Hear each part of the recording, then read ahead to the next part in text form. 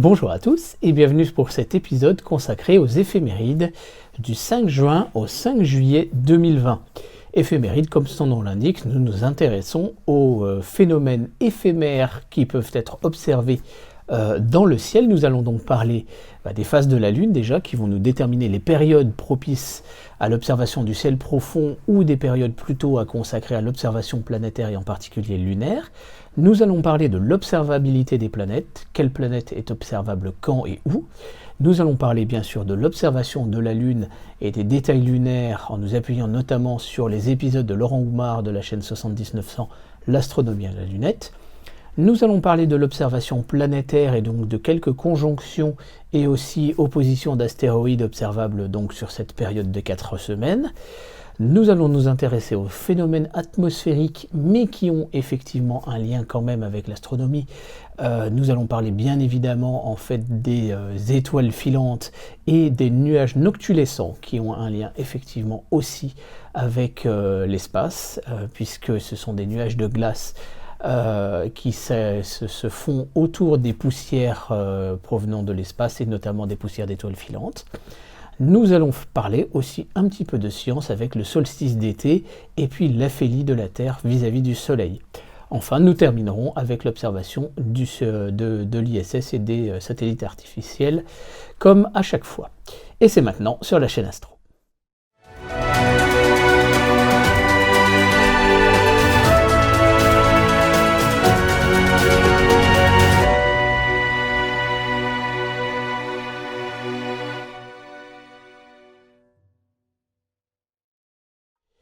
Donc déjà la première chose à regarder sur notre période, bien évidemment, ce sont les phases de la Lune. Et nous allons parler donc de nos périodes d'observation.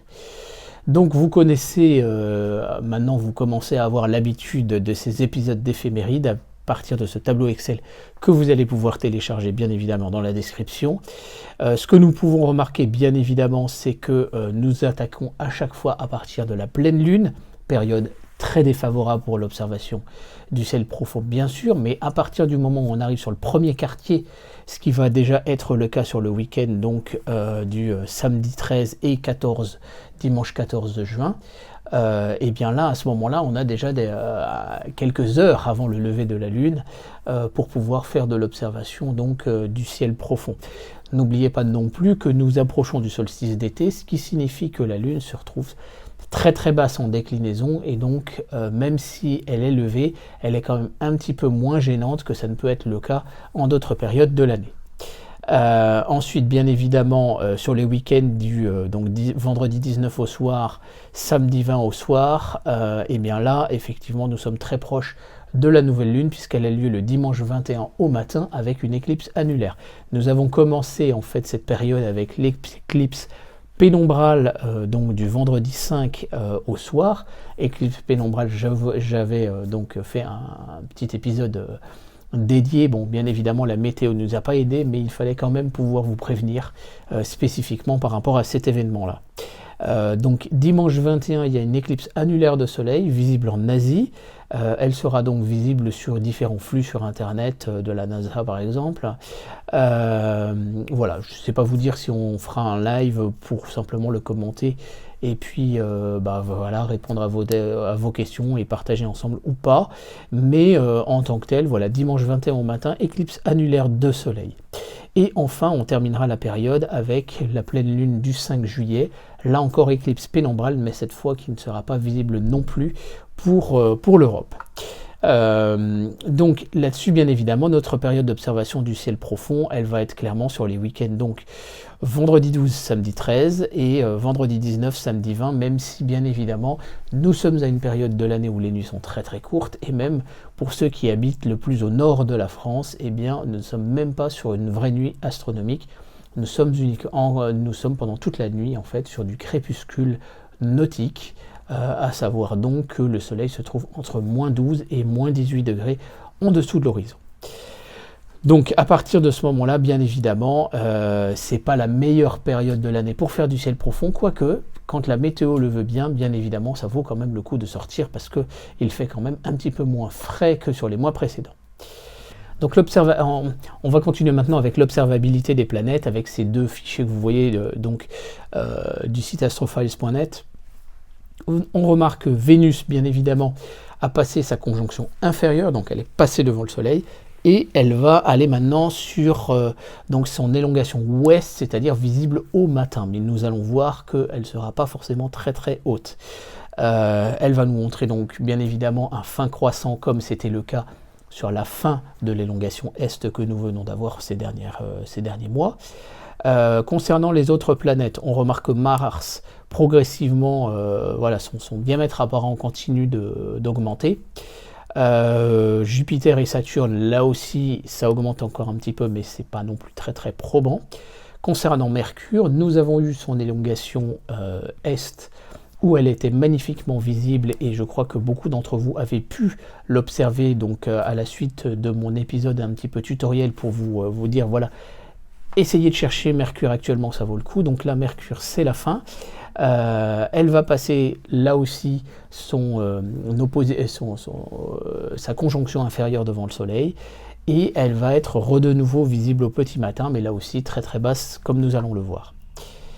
Donc si nous regardons maintenant le ciel, donc après le coucher du Soleil, donc on est à peu près au moment du crépuscule civil, puisque c'est le moment où on commencerait à observer un petit peu les étoiles, et j'ai pris un site arbitraire qui est à peu près le centre géographique de la France métropolitaine, hein, je précise.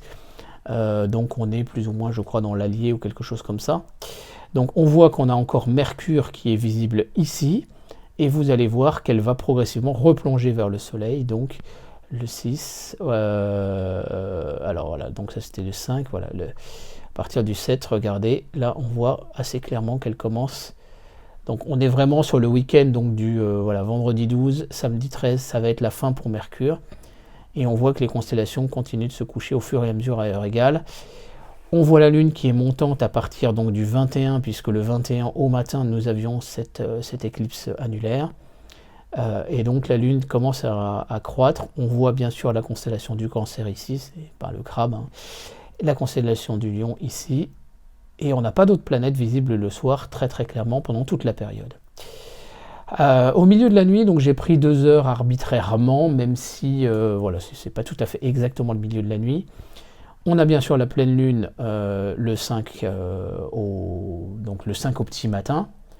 On a la fin, là on a toujours le bug de Sky Safari pour le 6 au matin, donc la nuit du 5 au 6. Et on peut voir qu'au fur et à mesure en fait de notre période de 4 semaines, on a le couple Jupiter-Pluton et puis ensuite Saturne un petit peu plus loin, qui commence à être de plus en plus haute au fur et à mesure de la nuit, et avec la Lune qui revient pour la fin de la période. Donc effectivement, en deuxième partie de nuit, on peut observer les 2 géantes gazeuses ou au petit matin. Donc petit matin justement, venons-en, on y arrive ici. Donc au petit matin, nous avons de nouveau, on retrouve la Lune en tout début de période. On retrouve une conjonction qui était observable le 9 au matin, donc c'était ce matin également, exactement. Nous avons une autre conjonction avec la Lune, Mars et Neptune que nous pouvons observer le 13, on va en parler. Et vous pouvez voir donc 4h28, hein, c'est à peu près le crépuscule civil au matin, enfin l'aube civile. Et vous pouvez voir que donc nos 2 géantes gazeuses sont vraiment vraiment plein sud. Donc si vous êtes vraiment du matin, eh bien vous pouvez en profiter. Là elles seront vraiment au plus haut et donc tout à fait propices à observer. Et on continue la période comme ça. On peut voir que Mars, bien évidemment, avance moins vite que les autres, forcément. Ensuite, on va se tourner maintenant, donc voilà, la fin de la période. On a le 6, les 2 géantes gazeuses avec Pluton à côté de la Lune, quasiment pleine Lune. Et donc, en fait, c'était la nuit du 5 au 6, hein, vous voyez. Et donc, effectivement, si on revient maintenant, cette fois au petit matin à 4h28, là, cette fois, mais donc c'est la même heure, mais on est beaucoup plus côté est. On peut revoir le même phénomène. Alors on voit, regardez bien l'angle là, ici, qui matérialise l'écliptique, hein, puisque j'avais sélectionné le Soleil. On voit qu'au fur et à mesure de la période, il va commencer à s'ouvrir l'angle. C'est normal, puisque nous passons le solstice. Hein, le solstice étant le 21. Et on voit bien que là, on est finalement parallèle avec avec les graduations donc, de la voûte céleste. Voilà. Donc maintenant nous allons parler de l'observation de la Lune et des détails lunaires. Donc vous avez un récapitulatif dans la fiche avec tous les épisodes de la chaîne donc, de Laurent Oumar. Donc on a noté les différentes dates de la Lune. On notera donc simplement son apogée et sa périgée qui ne tombent pas sur des dates exactes, donc ni de quartier, ni de pleine lune, ni de nouvelle lune. Donc là c'est pas très intéressant ce mois-ci. Donc on va maintenant nous intéresser aux phases de la Lune. Donc le 5 bien sûr on avait l'éclipse pénombrale à 22h. Le 6 elle passait juste à côté, enfin elle allait occulter finalement la nébuleuse de la Lagune. Alors bien évidemment ça allait être difficilement observable vu la différence de luminosité entre les deux. Mais c'est intéressant à noter. On continue donc notre parcours et le vendredi 10 au matin, nous avons Théophilus, Cyrillus et Katharina qui sont illuminés cette fois par la gauche. On a entre Sabine et Moltke et Larry Hyginus qui sont illuminés là encore par la gauche cette fois le 11. Le 12, ce sera la vallée alpine de rentrer dans l'obscurité. Le 13, le mur droit qui sera cette fois semblable à une épée blanche dans la nuit qui s'en vient. Ensuite, la mer des nuées, le 14, et l'arène de Stadius. Alors là, j'ai mis 22 heures, mais attention, au fur et à mesure, on est de plus en plus au matin en fait. Vous avez un phare sur la Lune, à savoir donc Aristarque, qui sera le 17 au matin. Vous noterez que la Lune, le 20, elle va occulter la nébuleuse du Crabe. Là aussi, ça va être difficile à observer, parce que là, on est vraiment sur la nouvelle Lune, bien sûr. Donc, ensuite, on va avoir les phases croissantes de nouveau. Le 26, nous allons avoir Théophilus, Cyrillus et Katharina, et entre Sabine et Moltke, donc les deux zones qui cette fois reviennent dans le jour, finalement. Le 28, nous avons la vallée alpine au nord et Larry Hyginus, donc beaucoup plus au centre. Le 29, nous avons le mur droit et l'arène de Stadius. La mer des nuées, nous l'aurons le 30. Le Montes Riphaeus, le 1er. Et ensuite, Aristarque, le 2. Et nous arrivons ensuite, le 5, sur la pleine lune. Donc tous ces épisodes, vous pouvez les retrouver sur la chaîne de Laurent Oumar, l'astronomie à la lunette. Donc c'est la série Moon Explorer. Je vous recommande vraiment chaudement ces épisodes parce qu'ils sont vraiment passionnants d'essayer de nous apprendre à comprendre qu'est-ce que l'on observe. Donc maintenant en observation planétaire, on va s'intéresser à quelques conjonctions que vous allez retrouver ici. Donc on a un premier groupe ici. Vous allez voir qu'on a une occultation de Vénus par la Lune en pleine journée. Là par contre c'est quelque chose de dangereux à observer et nous allons avoir deux astéroïdes en opposition et nous avons encore une autre petite conjonction ici. Donc nous avons vu déjà les diamètres apparents et les phases des différentes planètes. Donc en fait le 12, 13, 14 nous avons Mars et Neptune qui sont vraiment en conjonction. Donc si vous n'avez jamais observé Neptune, au petit matin vous avez cette opportunité. Donc vendredi 12 au matin, samedi 13 on est vraiment au plus près là et on a la Lune qui est juste en dessous. Donc vraiment là on n'a pas d'excuse pour ne pas la trouver. Et là on peut voir vraiment qu'on est très très proche l'une de l'autre. Donc voilà, Neptune, je vous rappelle, n'est pas sur un bleu hyper saturé et vous avez un épisode sur la chaîne, donc comment observer Neptune bien évidemment. Et donc le 14, bien évidemment, samedi, le dimanche au matin, nous avons aussi la possibilité de pouvoir les retrouver, elles sont vraiment pas très très loin non plus. Voilà, et donc ça donne en gros plan. Ensuite, le 19, donc au matin, vendredi 19, nous avons éventuellement la possibilité d'une occultation de Vénus par la Lune. C'est un phénomène qui est quand même assez rare. La Lune sera à 22 degrés du Soleil, donc c'est une observation dangereuse. Si vous n'avez pas l'habitude voilà, de manipuler votre télescope avec cette maîtrise et cette conscience de sa position dans l'espace, et notamment vis-à-vis du Soleil, je vous déconseille cette observation. La Lune sera à une phase déjà très très faible, donc elle ne sera pas forcément facile à trouver. Donc là on fait clairement du pointage aux coordonnées, comme j'ai pu le faire, je vous en avais déjà parlé. Donc en fait à 9h28 pour ce qui est du centre de la France, là aussi, hein. Donc ça peut varier suivant votre localisation. Nous avons donc la Lune qui commence à occulter Vénus et elle ressort à 10h31 à peu près. Donc pour le centre géographique de la France, là aussi ça va dépendre donc de votre latitude et de votre longitude, bien évidemment. Et ça peut varier de quelques dizaines de minutes, voire si vous êtes finalement trop bas en latitude, et ben vous n'aurez pas cette occultation. Attention, donc vous utilisez un logiciel comme Sky Safari ou c'est les sons Sky Portal. Donc voilà, je vous ai montré pour preuve 22 degrés en distance du soleil et on a une illumination à 3,8. Donc c'est trouvable, mais attention, c'est dangereux, donc ne prenez pas ce risque-là, bien évidemment. Le 29, on a Pluton qui est juste à côté de Jupiter. Donc vous avez un épisode sur la chaîne, voilà, et le 30 et le 31.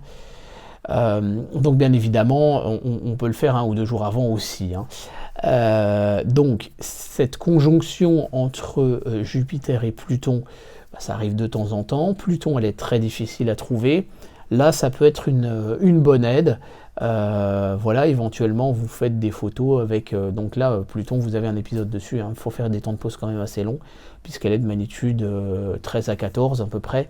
Donc, mais il est faisable de la faire avec un 150 mm, n'en déplaise à certains. C'est réellement faisable et un certain nombre l'ont fait. Et je vous invite bien évidemment à tenter l'expérience de photographier Pluton, où on aura tout l'été aussi pour le faire, et à poster vos photos sur le groupe Facebook de la chaîne Astro, bien évidemment. Voilà. Donc les astéroïdes, on a 2 astéroïdes en opposition. Donc on a le premier qui est aux alentours du 28, on est dans la constellation du Sagittaire. Donc je vous ai mis la zone là, ici, à côté de M24, M25. Là on est sur donc un astéroïde quand même faiblement lumineux, hein. Donc on a magnitude 8,8 et c'est Iris, l'astéroïde numéro 7 dans le catalogue. Et ensuite on a Herculinea de magnitude 9,3, là toujours dans la constellation du Sagittaire. Donc là c'est Iris, vous avez les positions au jour le jour à 23h30. Et là vous allez avoir la même chose, donc cette fois avec Herculinea. Vous voyez que vous avez quand même la pleine lune qui n'est pas loin. Donc beaucoup de lumière.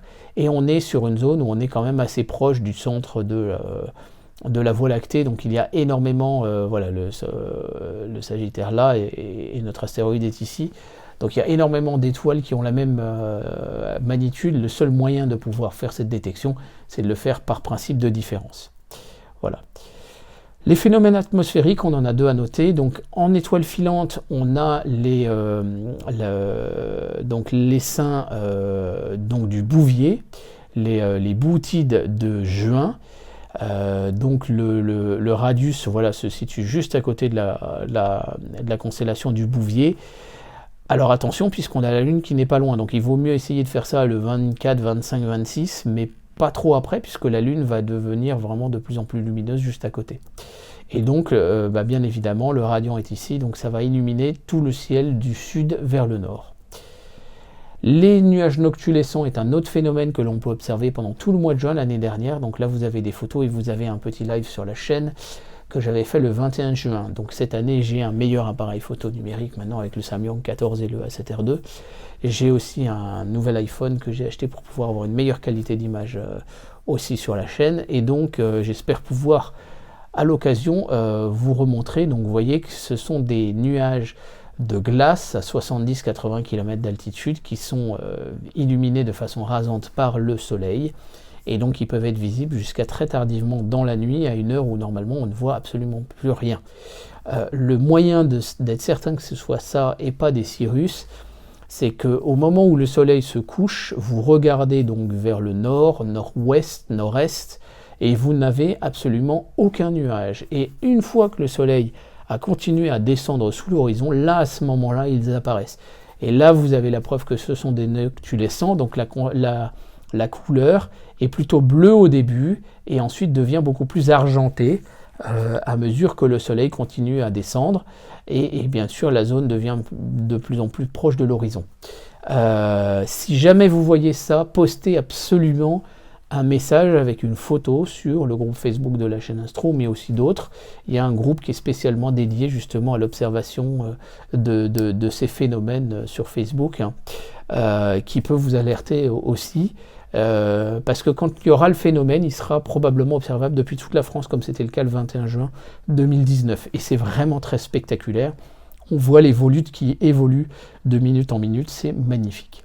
Je vous propose maintenant de faire un petit peu de science avec donc déjà le solstice d'été, vous le savez, solstice d'été le 20, alors ce sera le 20-21, c'est ça entre les deux. Eh bien l'hémisphère nord est incliné de 23 degrés vers le soleil. Donc la conséquence de cela, bien évidemment, c'est que nous avons des nuits plus courtes puisque nous sommes ici pendant la nuit. Et par contre, c'est l'été pour nous, alors que c'est l'hiver pour l'hémisphère sud. La conséquence de cela, c'est qu'au petit matin, le soleil se lève au nord-est. Le nord est ici par rapport à cette vue-là. Je vous rappelle, je suis à 50 degrés de latitude nord. Et au fur et à mesure des saisons, en hiver, il se lève beaucoup plus au sud-est. Dans le sens inverse, il se couche au nord-ouest. Et vous pouvez faire la différence avec donc l'hiver. Et moi j'ai un angle qui fait quasiment 90 degrés, ce sont des longs panoramas hein, que vous voyez là, donc entre l'été et l'hiver. Donc c'est un phénomène qui peut être intéressant, et chaque 21 du mois, vous pouvez vous amuser à faire cette constatation de la position du coucher du soleil, donc de saison, et même chose de son lever. Donc ça c'est quelque chose d'assez amusant, et vous pouvez aussi vous amuser à faire pourquoi pas une NLM. Faites attention, bien évidemment, on ne regarde pas et on ne photographie pas de façon soutenue le soleil au risque d'endommager les yeux ou le capteur d'un appareil photo numérique. On fait juste une photo courte et terminé. Voilà. Et on peut aussi constater avec la période de l'aphélie, qui aura lieu donc tout début juillet, on va pouvoir observer donc le fait que nous sommes au plus loin du soleil dans l'année. Donc la date de l'aphélie proprement dite, elle est, je l'avais noté, à 15h le 4 juillet, 15h heure française. Et donc si vous faites une photo en juillet, c'est celle que vous voyez à droite, là c'était le 3 juillet 2017, par rapport au 14 janvier, mais en fait la périhélie était le 4, vous pouvez voir que le diamètre apparent du soleil est donc différent. Alors bien évidemment, on fait ça avec un filtre de pleine ouverture pour un télescope. Voilà, moi je ne suis pas fan de la projection, certains savent le faire, il faut faire attention, on fait ça avec des instruments de diamètre modeste, mais très sincèrement, moi je ne vous dirais que de faire que donc du filtre de pleine ouverture. Vous pouvez également simplement prendre le principe de la chambre noire également, une boîte à chaussures avec juste un trou d'aiguille d'un côté, et vous faites la mesure du cercle de l'autre côté.